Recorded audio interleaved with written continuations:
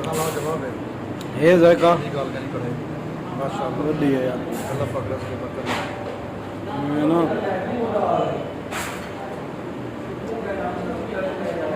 इंशाअल्लाह बे उस्ताद जरी कढ़ाई बनाई है भी गाल कहना ही क्या ही जबरदस्त है। उस्ताद जी क्या हाल है? अल्लाह का शुक्र है। ठीक हो खरियात है? क्या ना है उस्ताद साहब तेरा? मेरा मुरीदाबाद है। मुरीदाबाद। उस्ताद जी माशाअल्लाह तेरे हाथ दे विच जायका है ते बेहतरीन सर्विस है बेहतरीन अल्लाह तो सलामत रखे बेहतरीन निज़ाम है इतना ओके जी रिपोर्ट है सर्विस है। हाँ सरदार रे हाल फिट चलता पे निज़ाम माशाअल्लाह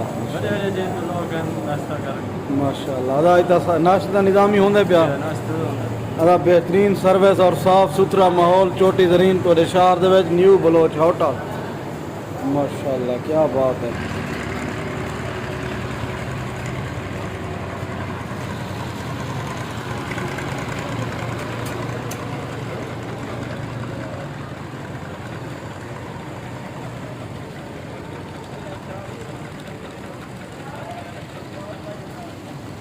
ये शाम वास्ते खुला डुला माहौल है तरतीब निज़ाम है बिल्कुल थाने दे नाल पीस वगैरह भी होंगे पिया